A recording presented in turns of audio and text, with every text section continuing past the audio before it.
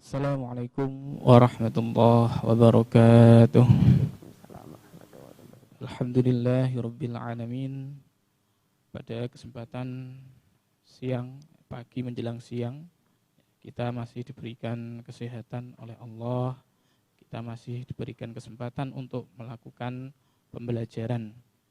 Walaupun pembelajaran tidak seperti biasa, tatap muka, tapi kita bisa masih melaksanakan pembelajaran tersebut secara daring atau online.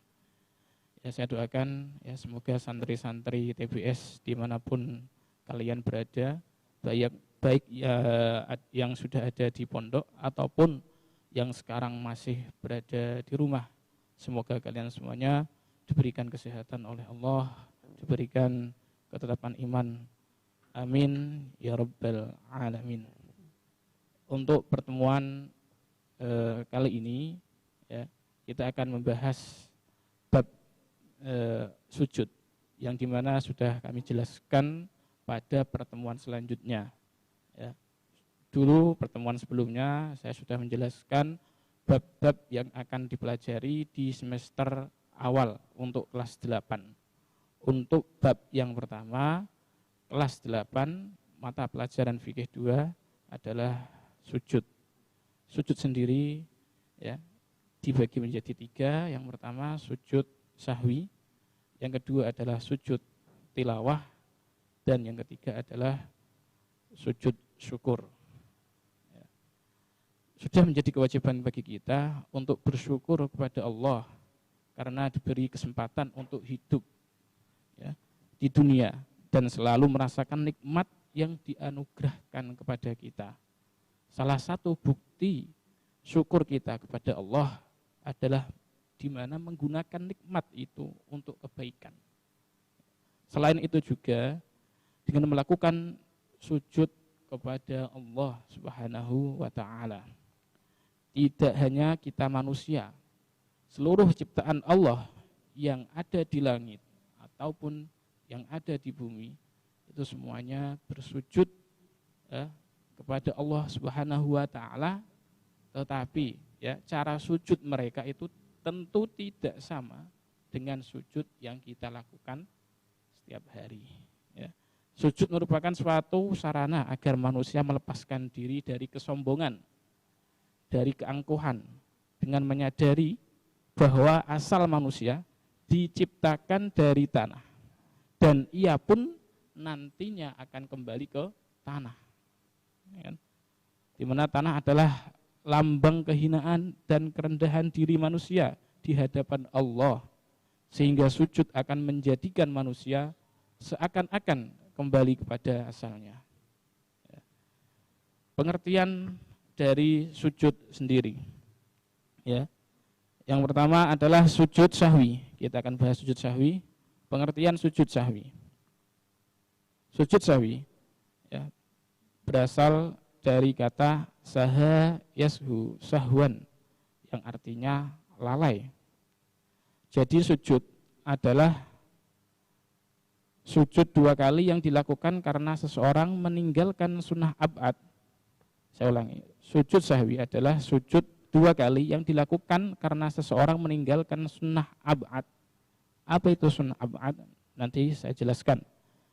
Terus kekurangan atau kelebihan jumlah rakaat ataupun karena ragu-ragu jumlah rakaat dalam sholat yang dikerjakan. Untuk waktu pelaksanaannya, sujud sahwi dilaksanakan setelah tahiyat akhir sebelum salam dengan dilakukan 2 kali sujudan. Bacaannya sudah pada tahu semuanya? Ya. Untuk yang sudah tahu, ya, saya ingatkan kalau barangkali kalian belum tahu bisa ditulis di buku catatan kalian semuanya. Bacaannya adalah subhanaman la yanamu wa la yashu. Ya, saya ulangi, subhanaman la yanamu wa la yashu. Itu merupakan bacaan sujud sahwi. Ya. Jangan sampai keliru dengan bacaan sujud tilawah ya. Nanti untuk bacaan sujud tilawah nanti saya terangkan juga. Paham ya semuanya? Nah, terus selanjutnya sebab-sebab sujud sahwi. Apa sebab-sebabnya kita melaksanakan sujud sahwi? Yang pertama, meninggalkan sunnah abad, yaitu amalan sunnah yang apabila tertinggal maka disunnahkan sujud sahwi. Saya garis bawahi, disunnahkan sujud sahwi. Sedangkan jika yang tertinggal sunnah hayat, maka tidak perlu sujud sahwi. Terus yang kedua, sebab selanjutnya, ragu-ragu dalam hal meninggalkan sunnah abad. Terus yang ketiga, mengerjakan sesuatu yang membatalkan jika dikerjakan dengan sengaja dan tidak membatalkan jika lupa.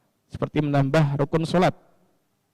Jika seseorang menambah amalan sholat karena lupa, misalnya ia rukuk 2 kali, ya, rukuk dalam dilaksanakan 2 kali, atau berdiri di waktu ia harus duduk, ya, dibalik, ya, waktunya dia harus berdiri tetapi malah duduk. Ini manusia ya kadang lupa. Atau sholat 5 rakaat pada zuhur, nanti kita sholat zuhur, tiba-tiba kalian lupa, mungkin ngalamun sandalnya digosok kancane, atau ngalamun misalkan kirimannya kurang yang pondok, biasanya kirimannya 500 malah dikirim 10.000 misalkan. Ya ini kan bisa jadi seperti itu kan ketika sholat zuhur, ya. Ketika sholat zuhur kalian ngalamun, waduh kirimannya kok malah kurang iki piye, nggak bayar utang misalkan seperti itu. Nah, sehingga ketika kalian sholat ngalamun akhirnya kan lupa. Ya, mending kalian karo jamaah ya bisa mengikuti imam. Kalau kalian sholat sendirian ketika lupa bagaimana ya? Maka disunnahkan sujud sahwi juga. Terus yang keempat, memindahkan rukun qauli. Rukun qauli itu adalah ucapan kepada yang bukan tempatnya. Misalnya ya, baca Fatihah ketika ruku di sini. Terus yang kelima, jika seseorang ragu jumlah rakaat, apakah harus 3 rakaat atau sudah 4 rakaat, maka yang ditetapkan adalah yang lebih sedikit. Paham ya? Misalkan kalian sholat zuhur, kalian sudah melaksanakan sholat tersebut ke dalam 3 rakaat. Ya. Ketika itu kalian ragu, ini saya sudah 3 rakaat atau 2, maka yang diyakini yang sedikit, yaitu 2. Lalu menambah 1 rakaat lagi dan sujud sahwi sebelum salam. Paham ya? Itu sebab-sebab sujud sahwi. Tadi ada berapa? Ada 5 ya. Nanti bisa diulangi lagi, dibaca kembali apabila kalian mungkin lupa. Nanti di buku yang sudah di-share atau nanti PPT yang saya share nanti, kami share nanti oleh tim, nanti bisa dibuka kembali apabila kalian lupa. Paham ya? Selanjutnya adalah hikmah sujud sahwi. Hikmah sujud sahwi. Yang pertama adalah menjauhkan diri dari sikap sombong dan takabur. Ya. Yang kedua, menumbuhkan sikap rendah ya, diri di hadapan Allah Subhanahu wa taala. Yang ketiga, menumbuhkan kesadaran akan kelemahan kita sebagai hamba, sekaligus kesadaran akan keagungan Allah yang Maha Kuasa. Yang keempat, menyadarkan bahwa manusia adalah ya, sering salah dan lupa. Al-insanun mahalul khata' wan nisyan. Ya. Sehingga harus banyak-banyak memohon ampunan kepada Allah Subhanahu wa ta'ala. Itu mungkin ada beberapa hikmah dari sujud sahwi. Barangkali kalian mungkin bisa menyebutkan hikmah yang lainnya, ya itu malah lebih bagus ya. Kalian lebih kreatif apa saja hikmahnya, bisa sambil direnungkan, dicari hikmahnya ya. Ini hanya beberapa saja yang kami jelaskan. Itu mengenai sujud sahwi ya.